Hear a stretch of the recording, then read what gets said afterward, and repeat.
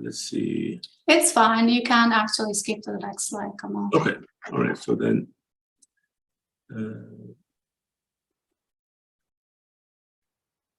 Are you on the next slide? Okay, perfect.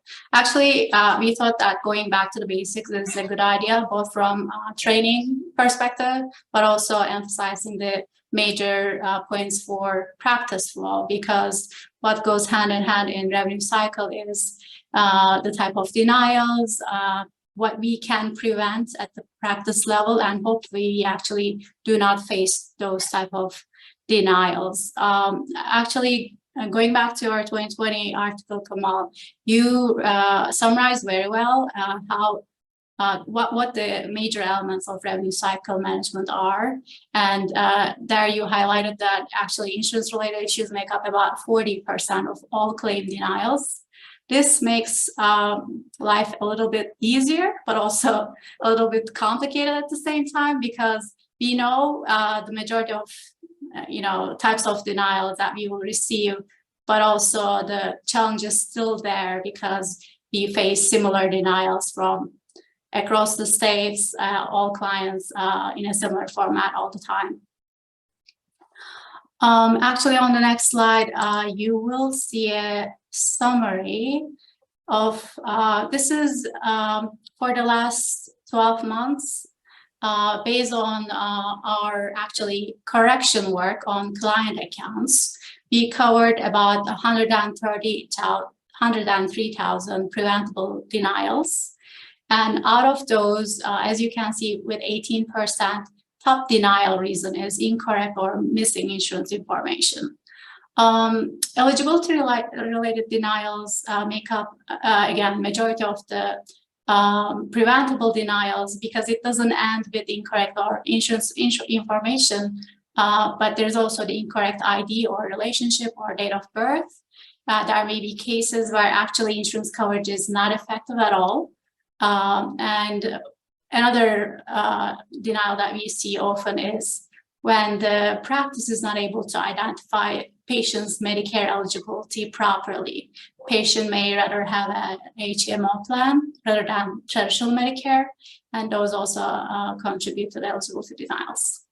So, when I meet with our new RCM specialist, one of the main issue that I focus on, although we may have so many different issues at one point, like when you look at it, like there are maybe 200 different types of denials.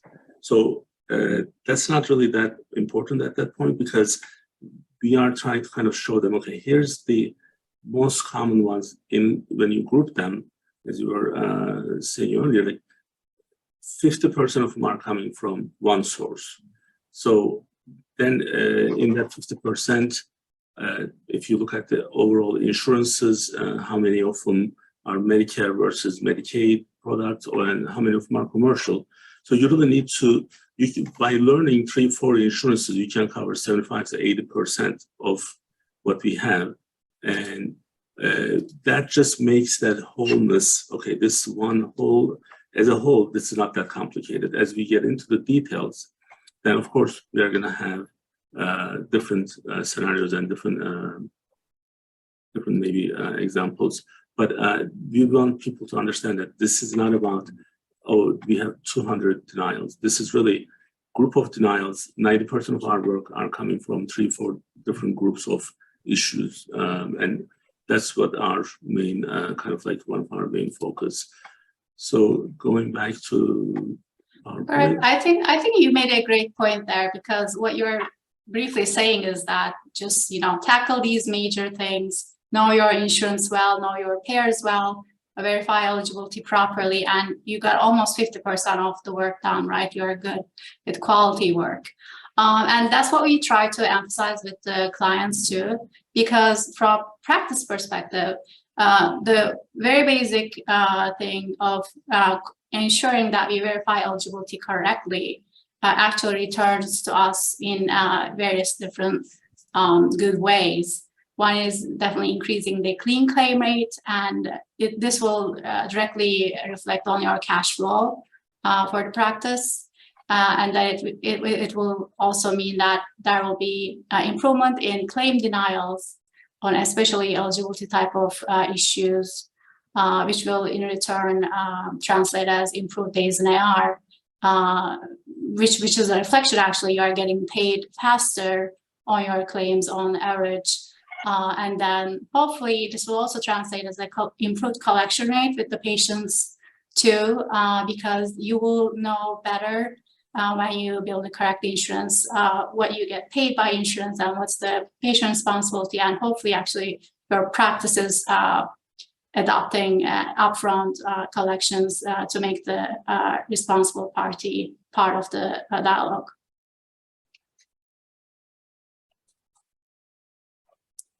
And lastly, I actually wanted to highlight a few points. If you were to ask how do we improve this flow eligibility verification, I would suggest creating and following a routine workflow at every step. Actually, using digital means to your advantage matters a lot. And we always advise our clients to scan and put SNPs into the EHR system so that at a later time, they should be able to get back to their records and reference if needed, because we also see some terminations, backdated terminations from the payer end. Another thing that is vital to practice flow is actually verifying eligibility, PCP or COV information, preferably prior to the visit, because it may be too late to find out that your patient actually does not have coverage, or they had to actually update their PCP information on the day of the visit. So prepping ahead of time matters. And then obviously taking your patient to take action if they need to update any type of information with the payer. Again, training matters at all levels.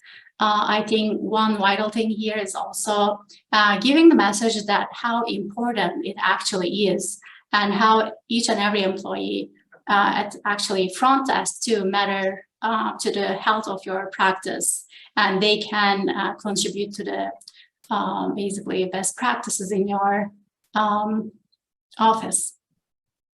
So now, when we say most frequent denials, let's talk about this a little bit.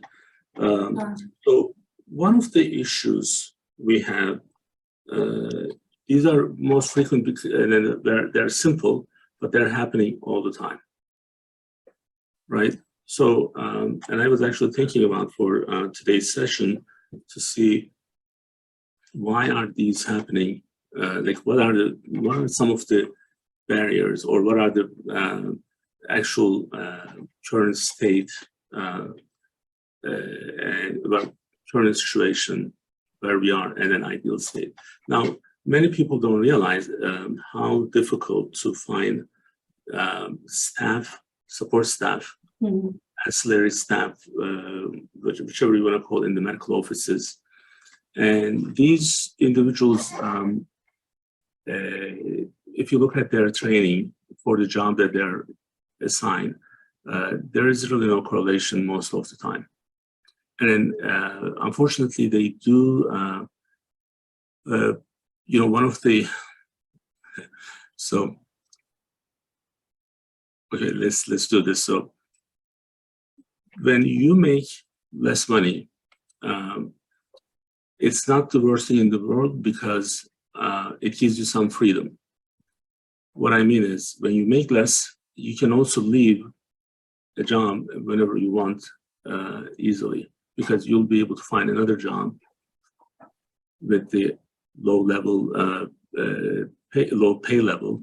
What I mean by that is, so there's that freedom of these individuals as well. So that's why we are focusing on our training and making sure that we can improve our benefits, our resources for our employees. So because if you don't provide that, that level can make easy move on a very easy, they can make these decisions very easily.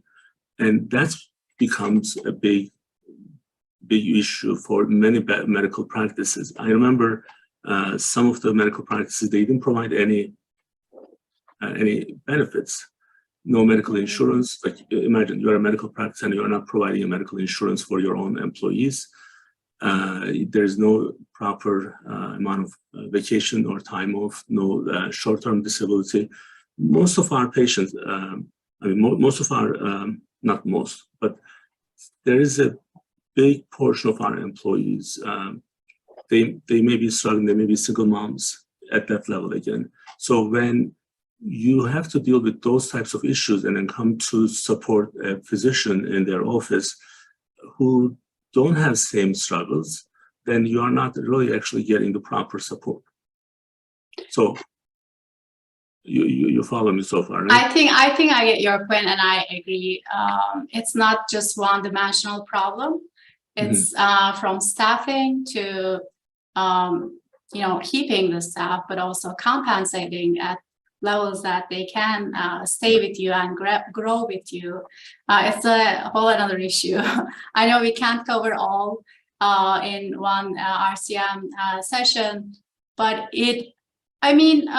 what can be done at least is trying to train and keep your staff, and hopefully you will be able to attract good talents. And one thing at a time. And we have to improve those situations, those positions, and then there are some practices we own, and then there are some practices we provide services. When we take ownership, we provide full benefit. So whatever we have in our business office is the same for our medical staff, and this is true for their pay level. This is true for their other benefits. And that makes a big difference. This doesn't actually solve the problem. There's still some shortage of finding people, as this even in our business office. So, and I don't know how much of this is with the pandemic, because there is no subsidy actually is given. Now, going back to our issue of the common denials, so it's easy to kind of like someone from our central business office, they may not understand why these problems are always happening, but there are certain things we won't be able to change. And one part of it is that reality, at least what we just discussed with the employee challenges. Since that's an issue there, so we have these codes, denial codes, D codes, C codes, E codes, whatever we want to call them.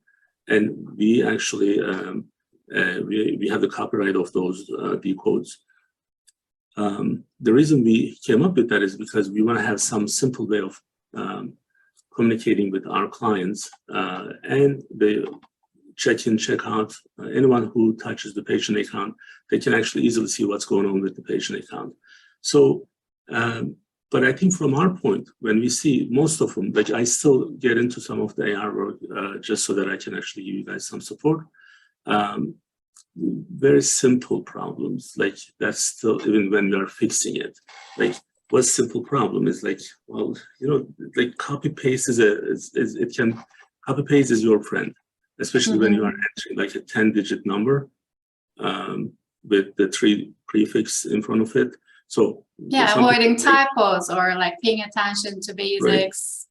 Right. So many of our employees, I see it especially with the new hires, they are trying to find a big problem. Like there must be a really big unheard of some problem, but it's not the case. It's a simple problem, and that simple problem means you need to look at every step one by one to see if you check the eligibility. When you check the eligibility, do you have the right ID ID number? Do you have the relation to the billing person, right? So this is a very common, another simple but common issue. Knowing that every now, especially with the Medicare Advantage plans, we have you have Medicare, but what kind of Medicare you have, right? So this is a very simple one. Like if you ask one of the cardiology offices, they say, "Oh, we all have Medicare, so we don't need to check eligibility." You're wrong, because you have Medicare, but then it is Humana. Is it Highmark Medicare? Is it United Health Dual Plan? Is it Aetna or Cigna Health Spring? All these are there and very simple, just one Correct, next step. straightforward, but maybe Right. paying attention matters and sticking to a proper flow matters. If you're not taking the necessary steps, maybe it's easier to miss those kind of simple mistakes, actually. So, last week we covered the charge entry and how this is actually impacting the cash flow, how it's impacting our standard, industry standard metrics, because we cannot utilize these measures anymore. So these are all issues where we believe that our practices, our staff can understand. Focus on the basics.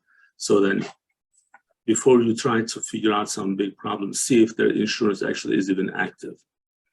And if it's active, if the simple primary diagnosis is used for the proper place. So use also common sense. Like in the last,